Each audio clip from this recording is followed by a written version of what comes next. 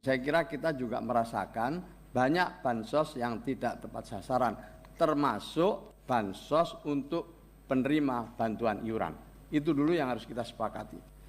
Karena banyaknya bansos yang tidak tepat sasaran itu, hulunya adalah karena data yang tidak sinkron antar kementerian, lembaga, dan pemerintah daerah. Intinya itu dulu. Maka itu kemudian terbit Inpres nomor 4 tahun 2025. Ini dulu urutannya begitu. Ini dalam rangka bansos tepat sasaran. Dengan Inpres nomor 4 tahun 2025 itu, yang diberi tugas adalah BPS. Karena namanya data tunggal, maka yang memproses dan menentukan ya tunggal hanya BPS. Sementara kementerian, lembaga pemerintah daerah dalam Inpres itu ditugaskan untuk membantu pemutakhiran agar makin hari, makin bulan, makin tahun data kita makin akurat. Apakah yang sudah disajikan BPS hari ini sempurna? Belum. Apakah akurat? Belum. Tetapi kita sudah memulai dengan komitmen yang kuat agar Inpres ini harus kita laksanakan secara bersama-sama.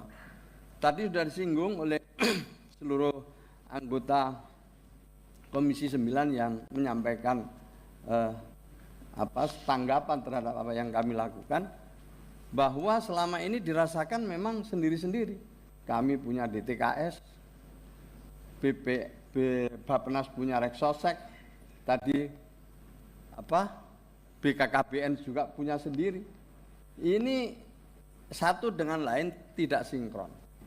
Maka itu kita disepakati di sini, kita ini yang pembantu presiden itu, saya anggap kami yang di sini ini adalah pembantu presiden, dan tugas kami di sini adalah menerjemahkan apa yang menjadi instruksi presiden, dan untuk itu kami bersepakat ini untuk memulai mekanisme agar ke depan ini kita makin solid dan kemudian kita memiliki data yang paling akurat. Itu yang pertama yang ingin sampaikan. Jadi dalam rangka bansos tepat sasaran ini. Nah, yang disebut-sebut 7 juta lebih, 7 juta lebih dinonaktifkan penerima bantuan iuran ini adalah konsekuensi dari adanya Inpres nomor 4 ini. Ini konsekuensi. Ini konsekuensi. Jadi karena konsekuensinya memang kita harus mengalihkan. Kuotanya tetap, tapi dialihkan kepada penerima manfaat yang lain. Yang kita anggap, kami anggap hari ini lebih berhak daripada 7 juta sebelumnya. Apa pertimbangannya? Pertama adalah hasil ground check kami. Jadi kami turun ke lapangan dengan SDM yang kami miliki bersama BPS kepada penerima-penerima manfaat itu. Maka kemudian tadi sudah kami sampaikan ada 2 juta lebih itu yang ternyata dia sebenarnya tidak berhak menerima PBI. Lalu yang kedua berdasarkan data, di mana data DTSEN itu sekarang sudah ada pemeringkatan, desil 1, desil 2, desil 3. Nah kita lihat satu persatu 1 sampai 4, tapi 5 dan seterusnya kita anggap sudah tidak layak untuk mendapatkan PBI. Maka itu kemudian jumlahnya ketemu 7 juta lebih, terus ada tambahan 800.000, jadi 8 juta lebih sekarang. Nah kita menyadari bahwa ini tentu bukan berarti semua benar.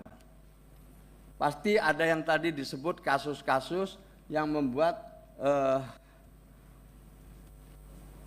penerima manfaat ini tidak lagi mendapatkan pelayanan dari BPJS. Maka kita bentuk yang namanya mekanisme reaktivasi. Tetapi kalau mekanisme ini dianggap misalnya berbelit-belit, kami sepakat nanti kita akan perbaiki supaya lebih cepat, lebih konkret dan bisa mengatasi masalah di lapangan. Nah, Bapak Ibu sekalian, kami menyadari bahwa sekali lagi ada memang kebutuhan-kebutuhan mendesak ya yang harus diantisipasi. Maka itu kami tadi laporkan ada mitigasi-mitigasi yang kami lakukan. Ada mitigasi yang kami siapkan. Nah, ini ada mekanisme, ada dua memang, ada tiga sebenarnya kita itu. Ada melalui, bisa ditampilkan izin untuk pemutakhiran. Inilah mekanisme pemutakhiran kita yang semua dikirim ke BPS, tapi salurannya kita siapkan. Untuk tadi menjawab ada yang ingin lewat formal atau tidak formal itu, jadi kita siapkan dua jalur. Pertama jalur formal Ibu, tadi yang RT, RW, kelurahan, sampai ke dinas sosial, BPS kota kabupaten, pendamping kami, kemudian masuk ditandatangani oleh kepala daerah, masuk ke DTSEN, diolah oleh BPS dibalikkan lagi nanti ke kepala daerah untuk ditindaklanjuti. Ada juga jalur partisipasi, kita siapkan yang namanya Cek Bansos. Ini adalah aplikasi yang di dalamnya ada usul sanggah, bisa usul, bisa sanggah, dengan menyertakan beberapa hal yang diperlukan untuk supaya kita bisa verifikasi. Terakhir kami dialog dengan BPS, di situ disertakan ada 39 pertanyaan yang bisa dijawab oleh mereka yang usul maupun sanggah, untuk kemudian ini disesuaikan dengan kriteria yang BPS sudah tetapkan. Nah, dengan cek usul sanggah ini kita juga akan proses terusnya sampai ke BPS, tapi akhirnya yang menentukan semuanya adalah BPS. Kami hanya memproses pemutakhiran, tidak ikut menentukan. Kalau dulu Kemensos menentukan data, Bappenas menentukan data, Menko PMK menentukan data, BKKBN juga menentukan data. Sekarang semuanya harus dimasukkan oleh BPS.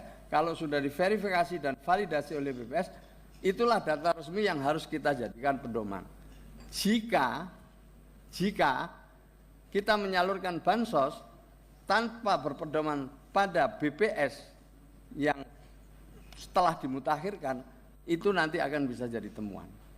Maka itu apa yang kami lakukan dalam rangka untuk paling tidak tadi disebut memutus kepesertaan di BPJS Kesehatan lebih dari 7 juta itu dalam rangka mengikuti Inpres nomor 4 tahun 2025. Kalau kita nggak akan lakukan apa-apa, kita dianggap melakukan pelanggaran. Kemudian berikutnya juga yang penting kami sampaikan tadi, ada pertanyaan soal judul. Itu kami yang datang ke PPATK, menyerahkan seluruh NIK yang pernah menerima rekening bansos dari Kementerian Sosial. Hasilnya setelah ditabrakkan dengan NIK pemain judul, ada 500.000 lebih ya NIK yang ikut bermain judul. Itu dari kami dalam rangka untuk memverifikasi, memvalidasi supaya data kita lebih akurat. Lalu tindakan kita apa? Ini sedang dalam pendalaman karena surat resminya baru kita terima minggu lalu dari PPATK. Tentu ini nanti kita akan coba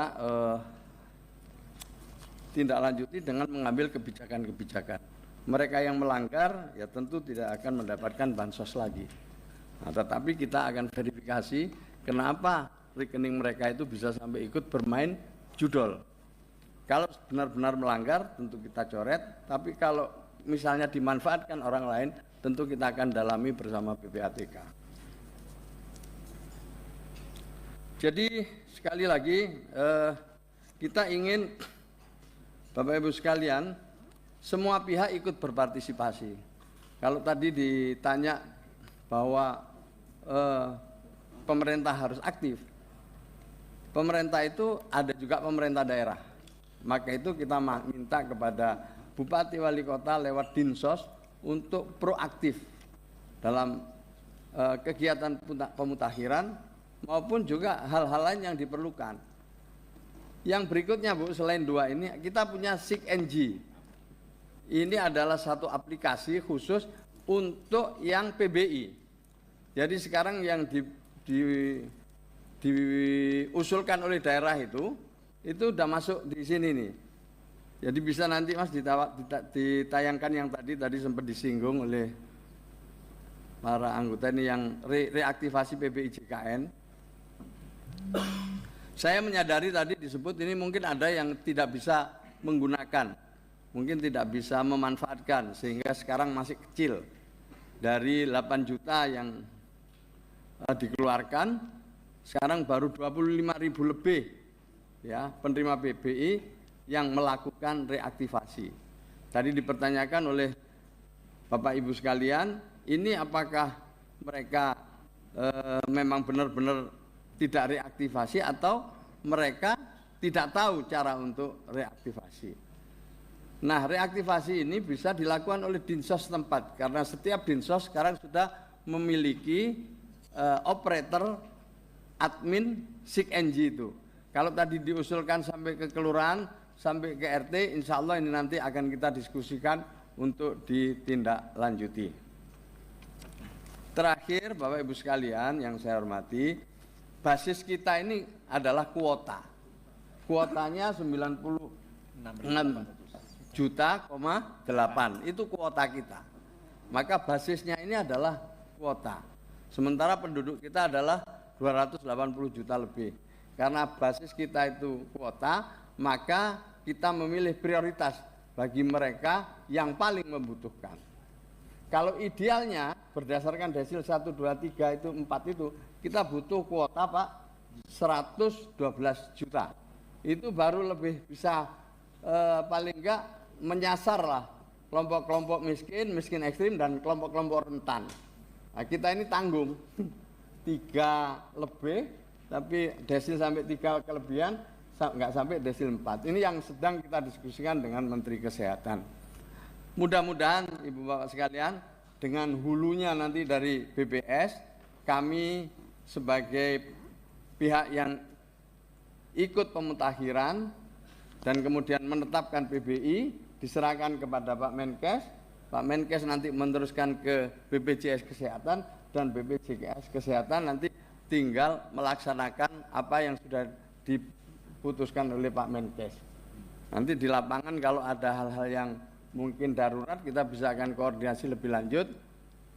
Kemudian tidak ada lagi pasien yang ditolak oleh rumah sakit. Ini yang sedang kita coba ini. Terima kasih, kurang lebihnya mohon maaf. Wassalamualaikum warahmatullahi wabarakatuh.